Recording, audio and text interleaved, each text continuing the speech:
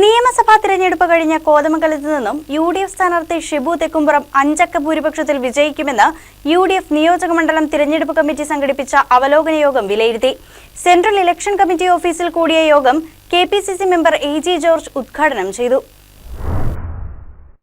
കോതമംഗലം നിയോജകമണ്ഡലത്തിലെ 8 പഞ്ചായത്തുകളും മുനിസിപ്പാലിറ്റികളും ഉൾക്കൊള്ളുന്ന നിയമസഭാ മണ്ഡലത്തിൽ നെല്ലിക്കുഴി പഞ്ചായത്തിൽ ഉൾപ്പെടെ എല്ലായിടത്തും യു.ഡി.എഫ് വൻ മുന്നേറ്റം ഉണ്ടാക്കിയതായി യോഗം വിലയിരുത്തി. യു.ഡി.എഫ് സ്ഥാനാർത്ഥിയെ വ്യക്തിഹത്യ നടത്തിയും 2019 മഹാമാരിയിൽ കിറ്റ് വിതരണത്തിലൂടെയും നേരിയ വ്യത്യാസത്തിലാണ് എൽ.ഡി.എഫ് സ്ഥാനാർത്ഥി തിരഞ്ഞെടുക്കപ്പെട്ടത്.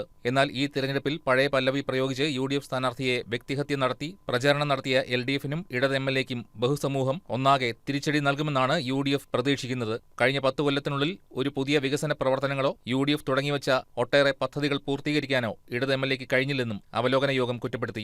Election committee chairman Shameer Panakkan യോഗത്തിൽ അധ്യക്ഷത വഹിച്ചു. കഴിഞ്ഞ പാർലമെന്റ് തെരഞ്ഞെടുപ്പിലാണ് നമുക്ക് ഈ നിയോജകമണ്ഡലത്തിലെ അസംബ്ലി പാർലമെന്റ് തെരഞ്ഞെടുപ്പുകളുടെ തെരഞ്ഞെടുപ്പ് റിസൾട്ടിന്റെ ചരിത്രം നോക്കുമ്പോൾ കഴിഞ്ഞ തെരഞ്ഞെടുപ്പിലാണ് ഡീൻ കുര്യാക്കോസ് 2024 മത്സരിച്ച പാർലമെന്റ് തെരഞ്ഞെടുപ്പിലാണ് എന്റെ ഓർമ്മ ശരിയാണെങ്കിൽ ഏറ്റവും വലിയ അസംബ്ലി ലെവലിൽ എടുത്ത് പരിശോധിക്കുമ്പോൾ ഏറ്റവും വലിയ ലീഡ് ഉണ്ടായിരിക്കുന്നത്.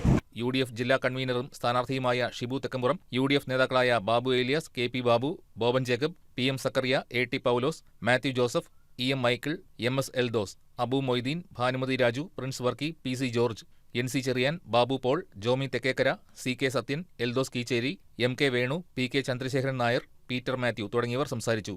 News desk, KCB news.